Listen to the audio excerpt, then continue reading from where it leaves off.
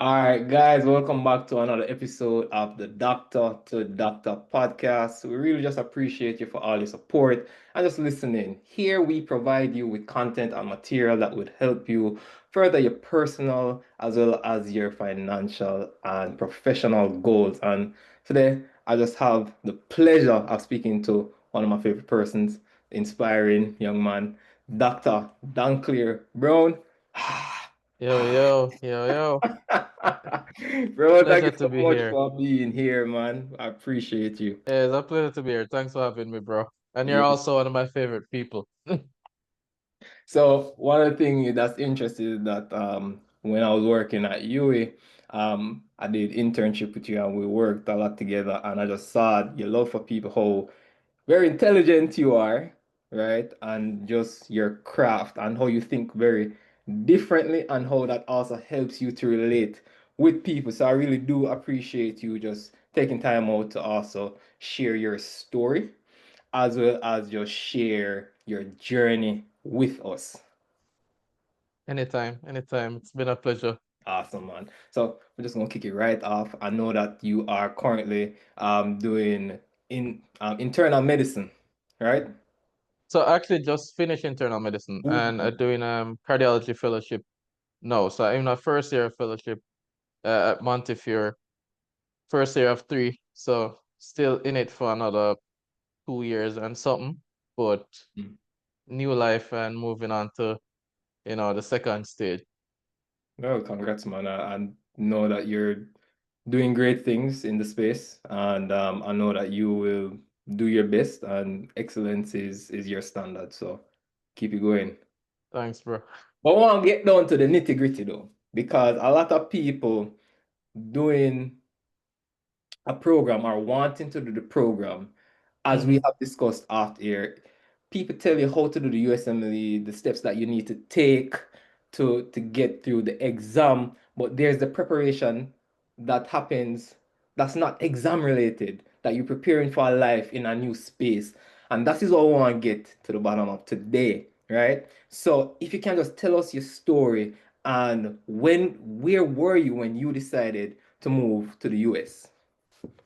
That's a funny question. So I initially, when I finished internship, when we finished internship, Right. right? I wasn't too sure if I did want to stay in Jamaica, if I want the medicine in Jamaica, if I want the anesthesia. So I was kind of like bouncing back and forth. And then at the same time, I feel like I did spend so much time in Kingston that I did just want to get out. So I ended up leave from UA and I went to Mobay for about a year. And then I was there for a year I did anesthesia, hemonc, and some primary care. And then after that, I have to find a job. And I don't know if you remember, because that was about 2020 when we did have this whole issue with people just not being able to find any jobs coming out of Mm, SHO year. And it made it to the news and it was a whole big thing. I did get mm, lucky. Or, I mm. mean, I was fortunate to just apply early. Right. Cause that's just how I stay. So like, cause I didn't know say, oh, I need for work somewhere. So I Mm-hmm. end up apply broadly, and it just so happened that somebody did leave the medicine department at KPH, and this is off cycle. So them shout me. I'm a drive down. My car broke down on the way. I drive go down for the Mm, interview. Eventually, it start back up. I'm gonna take my time go down there. Do the little interview. Come back up on the half a engine, and them say me get the job. right. So my dad KPH now and we're bong, so I do the little work and my dad talk to but I kind of have it in on my head from leaving Cornwall in Mobay. Say I was probably just gonna leave. So during this point I did like apply to UA for the anesthesia. I did get in but I never did get a post, so I never start. I did apply to HEMONC at UA. I did get in and then I did just change my mind and say, oh, I'm not about to do it. Mm-hmm. So I think at that point, I did just say, yo, after talking to some of my mentor them in the hospital, Right. may I say more have an experience where a little bit different, more Mm-hmm. have more options. If I decide one day, say, oh, more want to work somewhere outside of Jamaica or outside of the Caribbean, Mm-hmm. I don't want to be stuck. You get me? Right. Right. So make the decision. I'm there KPH and I did talk to Dr. Nicholson Spence, who was, I think, head of department at that time. And she actually encouraged me to do it. She's like, yo, if you want to do it, go on, go do it. All right. Right. So that was the last push I did need. So I'm just like, from that point, I did just match up, sit down and I'm gonna say, all right, yo, seriously, this is what I'm gonna do. This is the timeline. We'll stick to the timeline. Mm. Anywhere the timeline get through, this is what I do. And then bounce through, boom, boom, boom, boom. They have like a year and a half plan. Do the exam them. And then eventually I did match at North Central Bronx. Right? And that was like the part where, I could actually get little guidance online, like how to apply, where to put what, interview prep, etc., all them things. But afterwards, when we match and like we have to do onboarding, which Mm-hmm. is 10 million like reams of paperwork. Mm. Like you have to give them everything, and then you have to sort out like your visa stuff, and this is all like in the space of 1 month. So Oh, I did crunch. actually have to, well, I did plan for stop work in time for like sort out all of this, but you really have to stop work to sort out all of this. Because it's a whole heap of up and down and Oh, paperwork and back and forth. You have to go to the ministry, you have to get stuff from UE that you have to send off as well.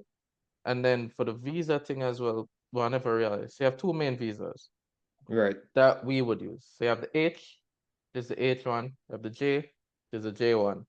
And then if you have like a dependent, like a wife or a child, they Mm-hmm. also going to need a visa if them going come with it too. And that would be Mm-hmm. like H2 if you're on the H1 and J2 if you're on the J1. And Mm-hmm. all of the visa them have different rules. So Mm-hmm. the biggest difference between the two of them is that the H visa is a temporary worker visa. So it's for employment. So the Mm-hmm. H visa, you have a little bit more freedom Mm-hmm. because them say, oh, you're there for work, even though you're technically studying, you're there as a worker, right? Right. And if you work there Mhm. long enough and you find somebody who wants to sponsor your green card, you just transition out from the H into the green card. Yeah. Easy peasy. As it is now, that is how, process is. I know what might change in the next couple of months or so with all what go on, but Ah, this, Danny. this, we'll just Right. leave that one there alone for now. Right. Um, so yeah, you can transition straight into the green card. With the J is an exchange visa, so it's technically a student exchange visa, Mm-hmm. which means that you're there to study. So Yeah. you have more restrictions as to what you can and cannot do when you're on the J1. You can only work within the realm of studying. You can't do like extra work, like if you want to take up an extra shift or something to make some money, like is very, very specific circumstances where you're allowed to do that. Right. Right? Whereas with the Mhm. H, you don't have that restriction. Right. Right? The big drawback for the H though, where it kind of different to the J is if you decide that let's say you want to do internal medicine or you want the Mm-hmm. general surgery, right? Or you Right. want the family medicine, whatever it is that you want to do, Okay. your pool of choices for hospitals is smaller because the H1 costs the hospitals more to sponsor and the taxes are more. So Mm-hmm. you end up cut down your options. And then Mm-hmm. if you want to like a subspecialty after, Mm-hmm. the H become a liability. All right. Oh, So it's not that it's impossible to do a subspecialty after, but it's just significantly harder. So whereas let me use cardiology as an example. So when I was applying, I think it's about like almost 200 programs nationwide who mm-hmm. sponsor the J. And I think for the H is probably like a quarter of Mm-hmm. that, Mm-hmm. if so much. And then I'm sure it's going to be less if things continue as them continue. Right. You That's get me? right. So if initially when I was planning to come to the States, my plan was come, get the degree, come back on my yard. Right? Mm. I never too in the whole living in the States and States have them kind of thing and them thing. Broaden your opportunities. This way. Yeah. So it's more like just want have a base so I can say, "Oh, if I did want to come here and work, I have it. If more Mm-hmm. go home and work, I have it. Mm-hmm. But then, life is life. Yeah. Yeah. And it's funny because when me there have the conversation with some of the mentor them, the man them there tell me say, oh, if you left, them not really expect say me I go come back. All right. I tell them say, oh, no man, I will be back. And then after the first year, I say, oh, I will be back. After the second year, I say I might be back. After the third year, I say, boy, that looks sticky. It looks sticky. That looks sticky. Yeah, So the trajectory now for the J1 is a little complicated if you actually end up on staying in the States, but right. it's doable. So Mm, what you either have to do is get a waiver. So the J, you have up to 7 years of training. So if you right, do a specialty, the J can extend up to 4 more years. So if right, you do 3 years of medicine, you have 4 more years. If you do 3 years of medicine plus a chief year, you have 3 more years. And right. then if you're doing like something even extra that might push you over a year, you can Mm-hmm, apply for an extension. So them not hard and fast mm-hmm, as of now, as of this mm-hmm, point in time. All right. mm-hmm, And then after that, if you can get a J1 waiver to work in somewhere that's underserved, mm-hmm, somewhere that say, yo, them really need some doctor out there, which is not normally either like somewhere very rural in the bush or somewhere like very poor in the city. You get mm-hmm, me? mm-hmm. So New York kind of have a little um in between because say oh Manhattan is the city of all that is wonderful and shiny, but then everywhere else kind of broke. So Mm, New York you tend to have like you can find waiver jobs, which right. is not too hard. Gotcha. Um but it depends on the specialty and it kind of depends on the timing too. But that's like some nitty-gritty for another talk. Mm-hmm, Um so mm-hmm, that is kind of how the transition go. With the H, mm-hmm, only real caveat is that you have to have a job. So mm-hmm, if you done your training on the H and you don't secure a job, I think mm-hmm. you have like a month, either a month or a few weeks or something like that for find employment, or you have to go away. You have to live. Mm. So yeah, you can't But really is it possible even if you leave, you can still apply to yeah, job there? you But can still apply. Yeah. okay, but You just have to apply to a place that will sponsor you for continue. And I right. don't know if the would have to like resubmit the application or what, but it's just that you can't stay on it if you're not Mm. actively employed. Okay. Yeah. Yeah, that was some great information. That's Yeah. but yeah, sounds like a lot too. There's a whole world out there. Yeah. Trust Yeah. me. Yeah, and I'm grateful that you say that. You went into the technical things. Tell us a little bit about the emotional side because I'm sure you had family in JA. They had to prepare for you moving as well. In terms Mm-hmm. of how you made preparation with your finances as well, your relationship, your friends, coming into a new space. Can you speak a little bit about that? Because I believe sometimes that is not spoken to enough. Yeah. I mean, so I would say for the most part, is a positive experience because you kind of, say I put your life on the trajectory that you want it and yeah, go in the direction that you see for yourself. Yeah, So let me just break it up piece by piece. So the people yeah, aspect now are the split into family, relationship, and friends. right. For me, Mm-hmm. family wasn't as tough because my sister is already in the States, Gotcha. right? So at least I know, say, oh, somebody's here. I might have like uncle, I have some auntie, I have some cousin about the Mm, place. Actually, I have some cousins in like Jersey and my mm, uncle in Jersey. So I never did feel like, me yeah, just kind of come right. with nothing. You get Gotcha. me? But still, I have to like leave my mother, I have to leave my auntie at Mm-hmm. home. I mean, them will always be happy for you and them will always be supportive, but it's still rough.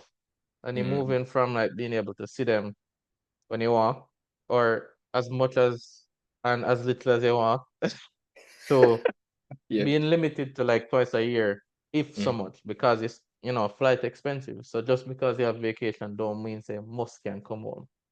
You got get you. me? Yeah. So that is like a significant shift. Mm, The friendships that take a hit as well because you kind of move from having your friends, you can get up after work one day, go par with them, go out a road, and Yeah. that kind of gone, and you have to try to rebuild friendships. Right. But what you, I say what was a little bit tough for me is that America is a very culturally diverse place. All right. Mm-hmm. And Mm-hmm. you're gonna realize very soon that people don't really understand a lot of where you come from. Mm-hmm. And because you don't share a similar base, it's kind of hard to connect with people. Mm-hmm. So you have some acquaintance, we're cool, but it's hard for gel. Mm-hmm. So you would probably gel with one or two people given some time, but initially it feel kind of weird, Mm-hmm. 'cause them not really know what I talk about sometimes. You not really know them I talk about sometimes. The joke them kind of not connect.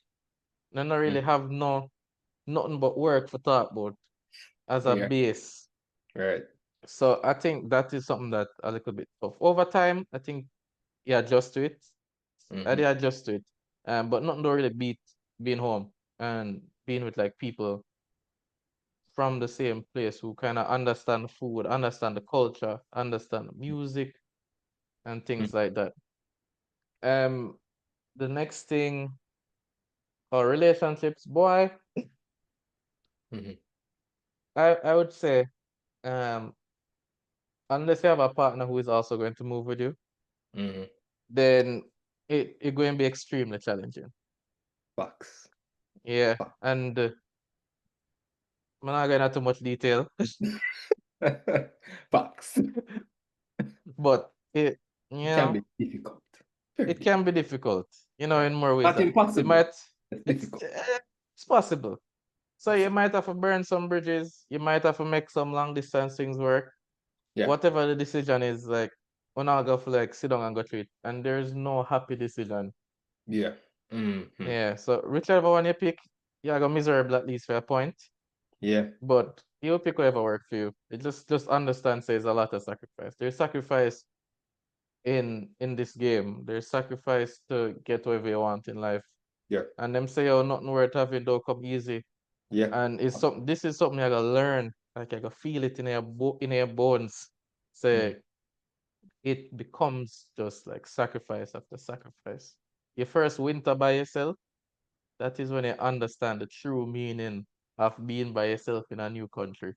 Yeah. Outside cold, outside dark, you barely see the sun. It's Yeah. terrible, man. Yeah. I can But imagine. but it's like Part of you the do it. process. Yeah, it's a part of the process.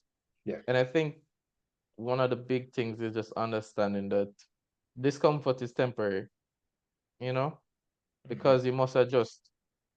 And as harsh as it sounds, you either get sink or swim. And I think the people who like catastrophize and are like, woe is me, and kind of have that victim mentality, them will always Mm-hmm. sink, and them would have sink at home, and them gonna come here and them would have sink same way. So I don't think the place really make a difference.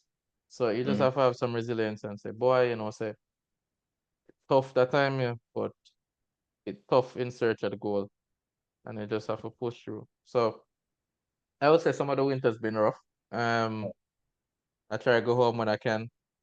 Mm-hmm. I still keep like some of the traditions what I used to have back home. Because when I did come up here, we used to have like Christmas, would have like they call it like a secret Santa. Mm-hmm. And we actually still keep it up. So some of the man them there UK, some of the man them the Kingston, some of the man them Obey. And we Yeah. link up on Zoom and we send gifts to each other and we come on a Ah, little that's video that's chat beautiful, bro. and That's open it beautiful. and them thing there. So it worked. And having a community here as well really make a difference. Yeah. So big up Shane, because Shane did make the move a lot more tolerable. Shane and Sam, can I say Shane, big Shane up without Sam? yourself. Yeah, they make it a lot Yeah. more tolerable. Mm-hmm. Um, because them take me in, them show me how to take the train, them show me how to Right. walk around, how Yeah. to navigate, like the little things where you need to actually be here to know that you need to know. Yeah.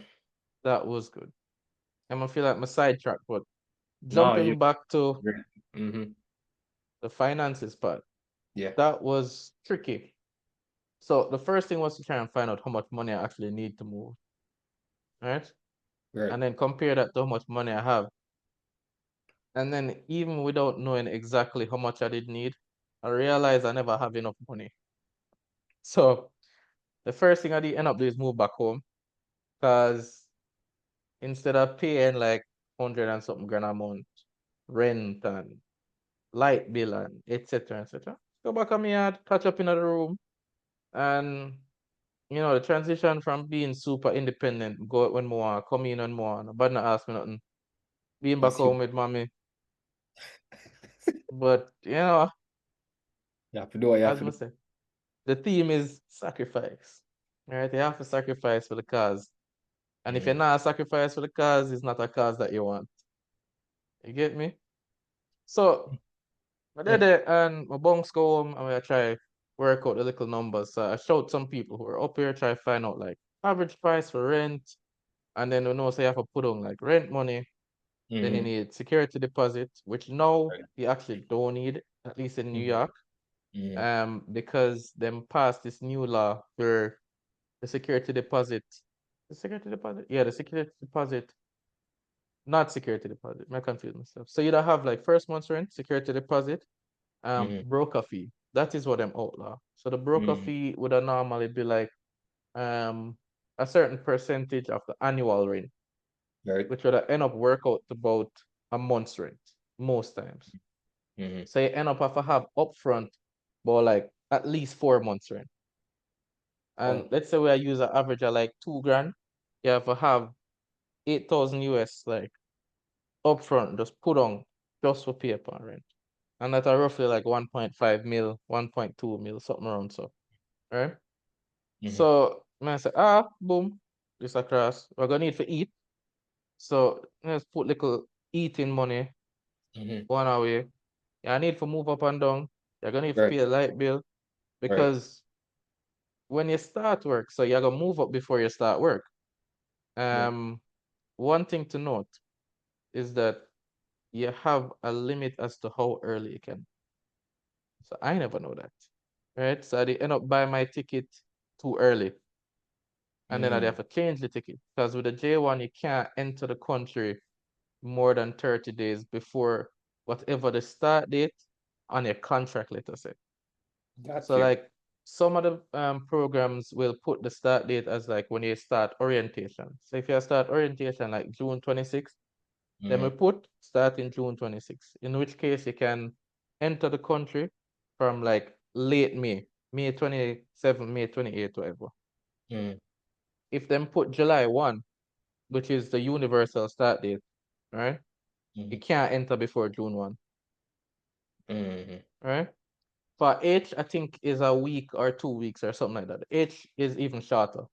Mm. So when you get your visa sort out and then buy a ticket after, is what I say. So you don't have to double back and try to change later and blah blah blah.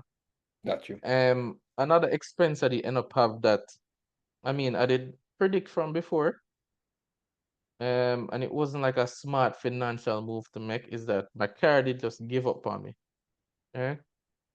So it was either I'm gonna take bus or I'm just have to buy a new car. Mm-hmm. So I did end up buy a car like a year before I did have to leave. And I Mm-hmm. say, oh, just sell it back. Um, and I know like some are prepared for take a loss. Cause I Mm. know say I would have sell it at a loss. Cause all vehicles you can end up sell at a loss. Unless the car, I don't know. Unless both go sit down in the car and sign it, I don't know. Yeah, I go sell it at a loss. Right? Got you. So one of the other things I was trying to do was like try save some money for try and like hedge against the loss from expect. Right. But unfortunately, when my car did stop work, I did also have to like I did try fix it first, waste my money, and then I did sell it, and then I did have to pay off the loan to sell it. So they have to sell it for less than it work. 'Cause the car now work, so nobody now buy it for the price that actually left. Right. So I end up lose some more money trying to clear that up, clear that, get this vehicle, And say it's a nice looking car, everything good about it. It wouldn't be a bad sale because I look on the sale price and I get a feel for it. Yeah. And then I'd say like in the month before I ready to sell it, I crash about 2 times.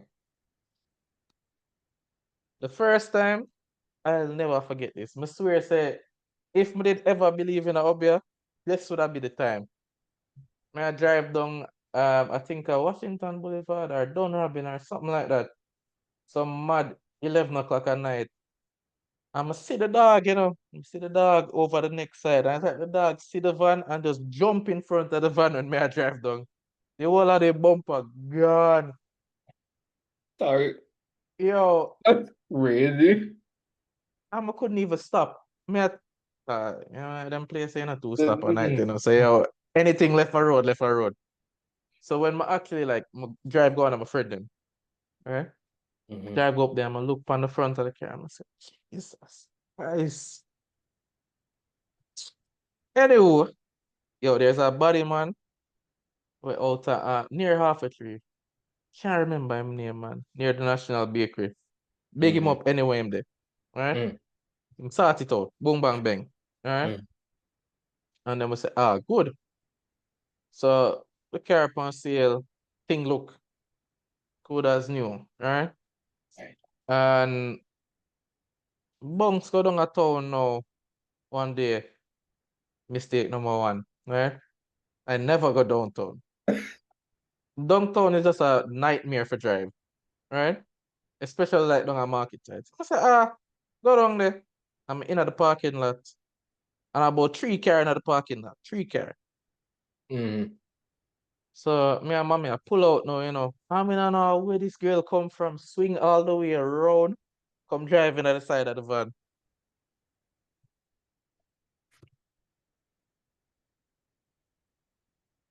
3 car in the pocket. Yo, you Sorry. check the parking lot basically empty. And Sorry. my girl swing around the world for come lick me. Yeah. So bounce go back up on the body man again. We go flip the body, man. That man I said, dog, how you do? But yeah, so I'm did patch it up and thing and then I try sell it. So I'm try a couple different ways. Try go through J cars, I try link up this retail car place. So them do like reselling and thing. Right. Use them and put out some ad in the paper. Mm-hmm. And eventually I did find a brother. Um and I actually finished selling the car the Mm-hmm. day before my flight. Bloody work out. Yo, me there sweat, Right side. But the thing is, me I say, worst come to worst, left at the yard, make somebody just turn it in a taxi. Man, I know. But literally the day before the flight, I get the paper and forget them, man, put nine man. That was it. That was it. Because the other thing I never did max out was that to actually get your car papers after you pay it off, there's a delay. Because let's say you get your car loan up a Legany, right? Right. You use Mm-hmm. whichever, let's say you use like Scotia, Allegheny, or Mm-hmm. VNBS or whatever. Mm-hmm. Your car title is not kept there. Them have like a central office or some storage location where them keep all them something there. So after you clear it, them have to process it, then them have to request it from wherever I keep it. Then you have to wait some time for them, send it back to them, then them call you, you come get it. So because I sell this car like so we settle upon the cost, make the transaction like a week before my flight. Right? Mm-hmm. None of that wouldn't happen in time. Mm-hmm. So at the end up of like make some call, see who I could have talked to for see if them could have helped me speed it up. Me I feel I run up and down, I try move things and then eventually it did look like boy, I don't know if it me that able to like actually transfer it in time. So I have to I don't know if you remember Renee from campaign Yeah. Mm-hmm. dancing. Yeah. So Mm-hmm. I talk to her because she's a lawyer. So I talk Yeah. to her and I try to figure out like, how would I like get somebody else to like do it for me? So I have to give somebody power of attorney. So I just say, Mhm. Since me trust her, I know that she know her thing. Like, we just do it, and she tell me how much, and we sort out the thing, and then me just like she sort out the paperwork, she do everything, me left everything with her, and she did end up wrap it up, and Mhm. then that was that. Wow, But may I that say, yeah, if I could have do it over, yeah.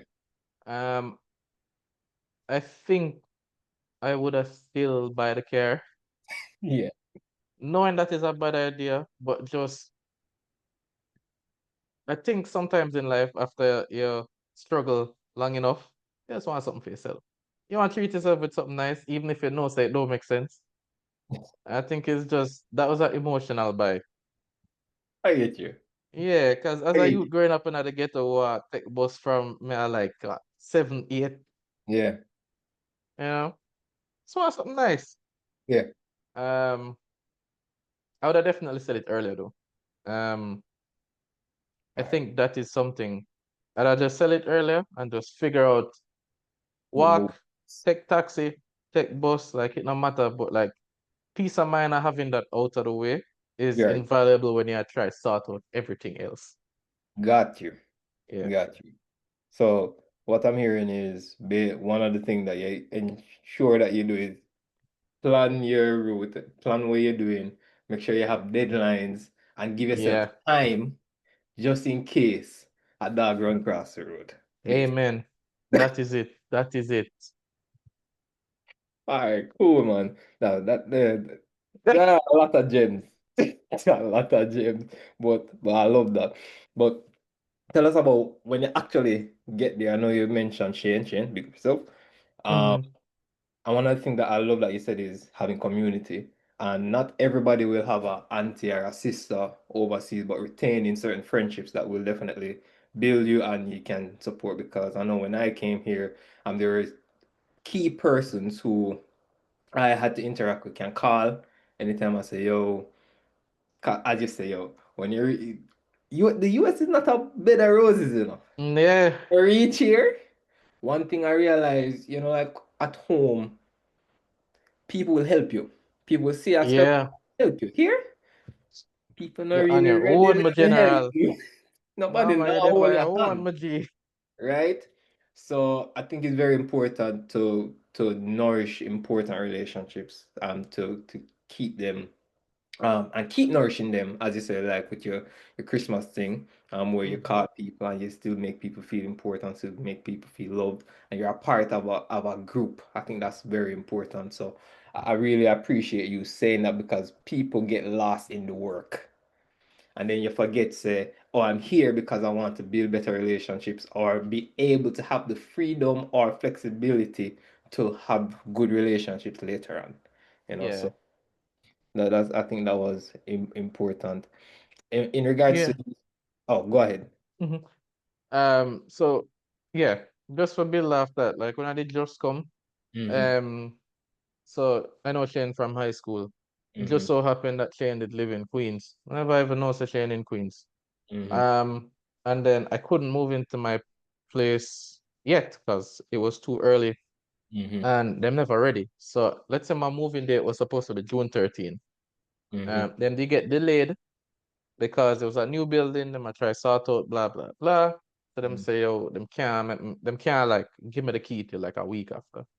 And then Right. Shane say yo, just forward and just bounce on the couch till such time. And Mm-hmm. then that's what I do. Bounce over there till such time. And take the time for see Queen, see the place, and then Jordan was also in New York. Jarrett. Yeah. So them they actually come help me move. So it was Jordan, Shane, Travis, Mm-hmm. who was there along with Sam.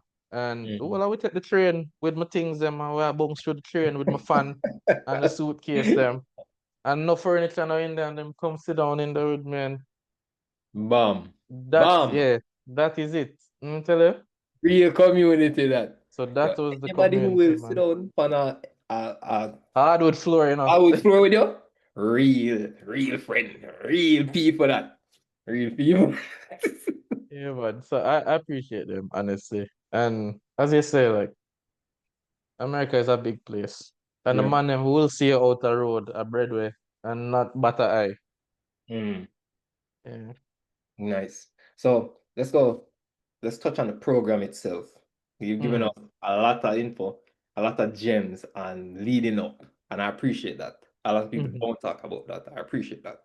But no, reflecting on your first 90 days, your first 3 months there, what would you say? What would be the blueprint for a successful um, initiation in terms of starting and laying the foundation to a successful program?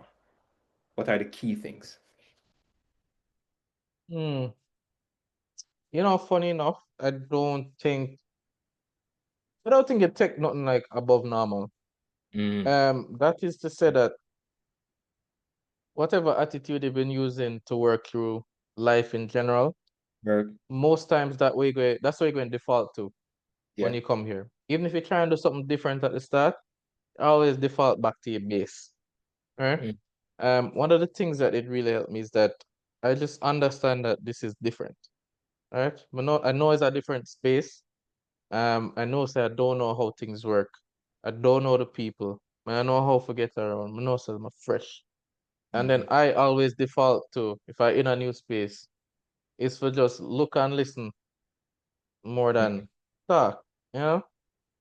So I go, be pleasant, smile with everybody, have manners, and I realize that just by being pleasant and being like a human and not being like, oh, I'm a doctor, yeah, and can't talk to me.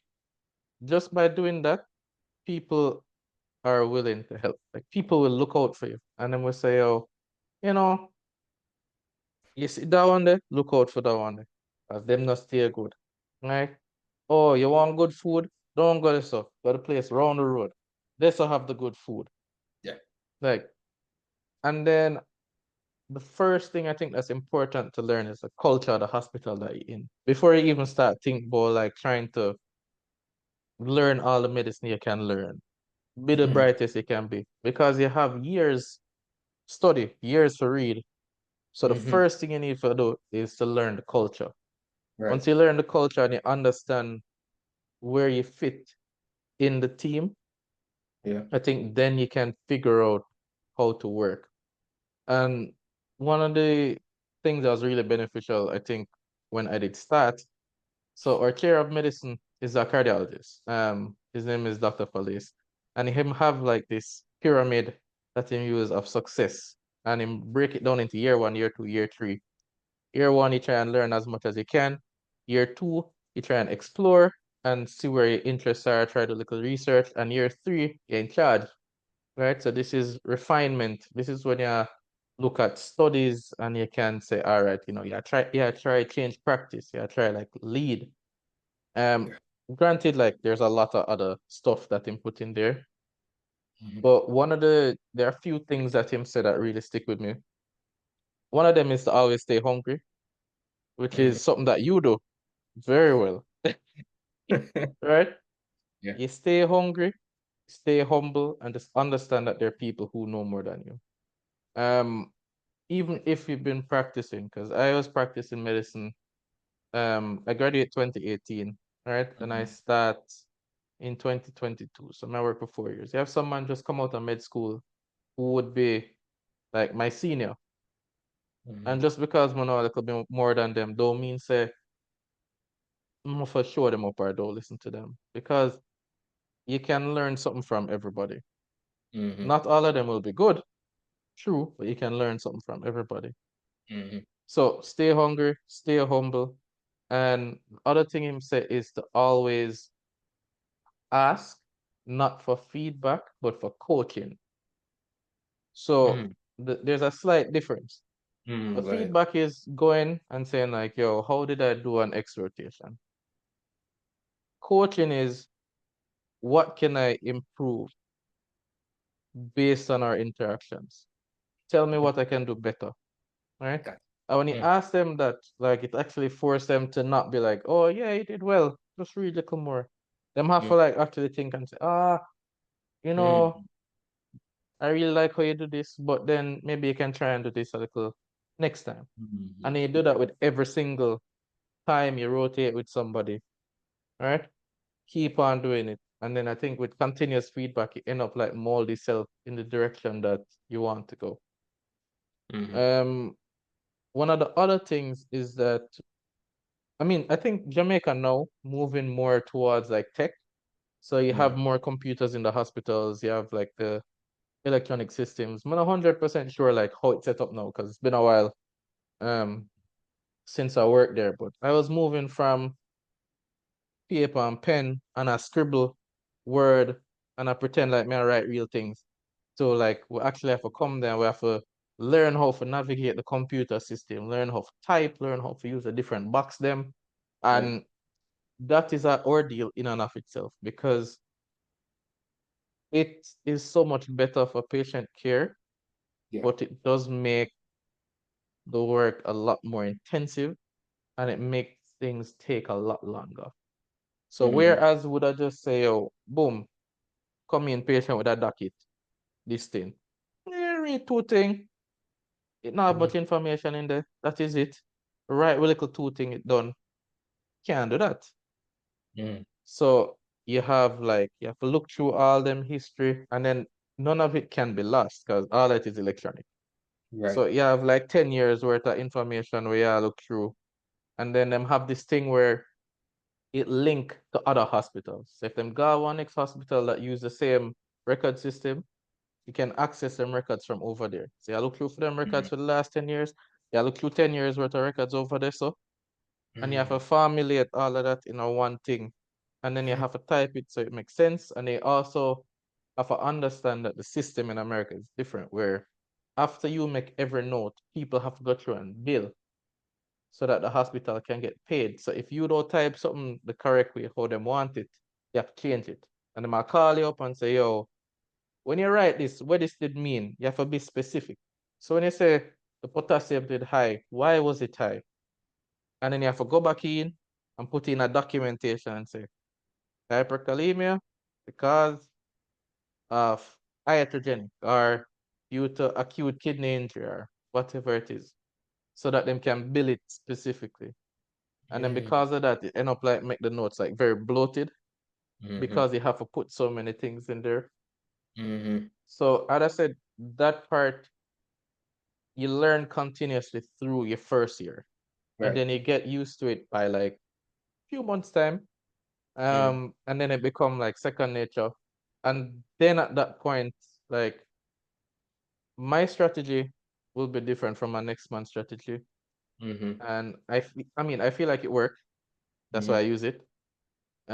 But I would say the formula for success is consistency Consistency. and not trying to do too much at once. So Got you. like the immediate gratification of finishing like a whole chapter in a textbook and say, yes, I've read this topic, I know it. I have to get that idea out of my head Mhm. and just understand, say, yo, if me I work, right, all day and me I come home, sometimes I only have like 5 minutes worth of energy left in me. So I go read one thing, one very specific thing regarding one of my patient them.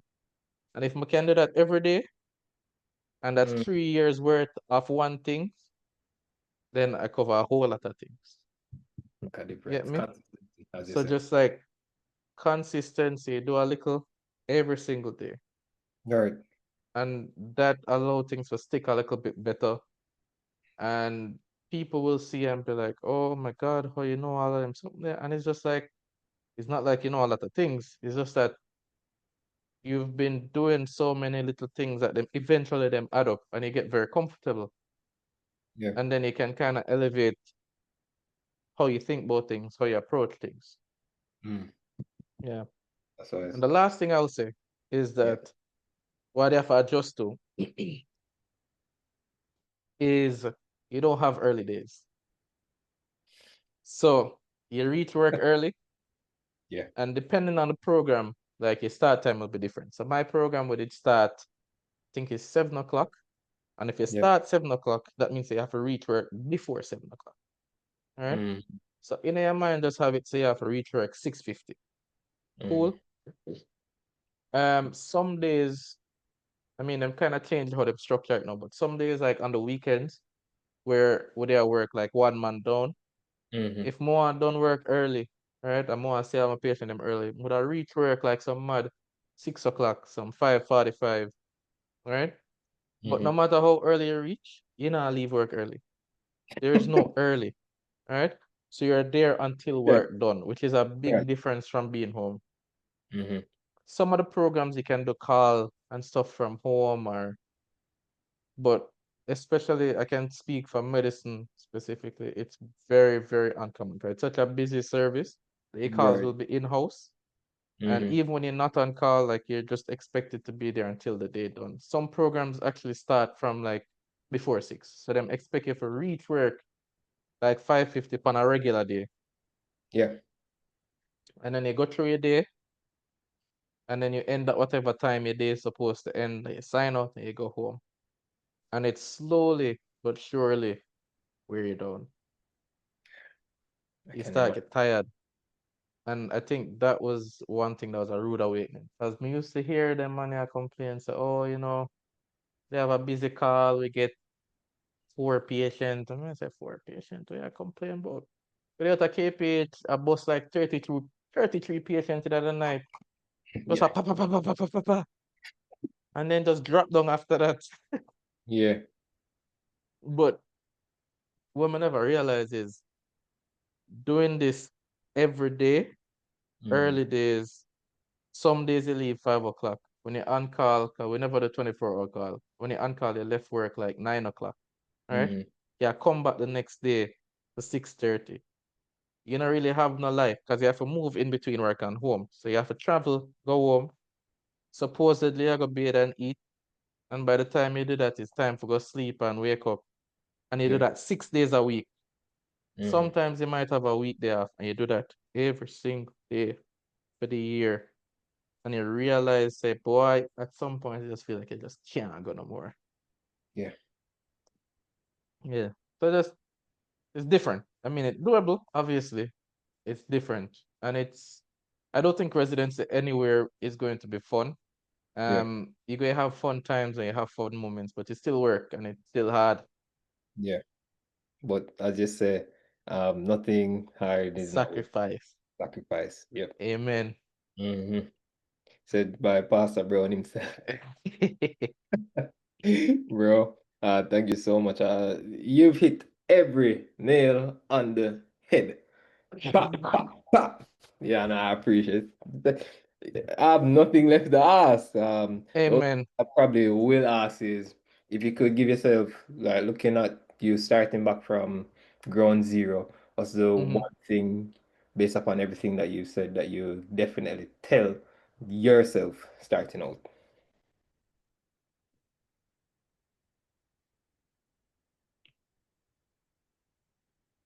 Hmm. That's a good question. Let me see.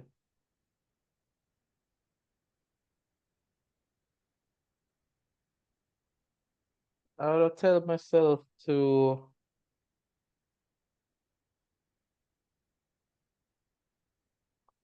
yes, I know what I would tell myself. Yeah. I would tell myself to not feel small Mm, in a room just because I'm not used to the space. And I don't know if I can word this properly, but mm, coming from like a third world space mm, and ending up like in this big country with people who are coming in with like so much more under them belt, I mm, think it's very easy to feel like I wouldn't say that you don't belong there, but feel like you are not at the same level as everybody else. mm. So I would tell myself to just not do that. Yeah. And I'm not saying to be cocky, but just to understand that just as how, you work to be where you are and I work to be where I am, Mm, them did have to work too. And we're now in the same place. And yo, my program director did actually tell me something the other day, Yeah. and him was just saying that my trajectory is only limited by my ambition. So may I say that is the mentality more I move with. You know, Mm-hmm. nothing no more than we. Not no more than we. Nothing no Yeah, more than we. not no more than we. It's tough, but we're tougher than that. You know what I mean? Aye. Yeah, I think that's a perfect note to end on. But yo, bro, thank you so much for your time. And guys, thank you so much for your time for sticking with us. I hope this was impactful for you. And I just appreciate you for sticking around. I know Dr. Brown just dropped some beautiful gems. And just remember, not no more than you. So Nothing no more than you. All till right, much love. next time, blessings and thank you for joining us on the Doctor to Doctor podcast. Bless up.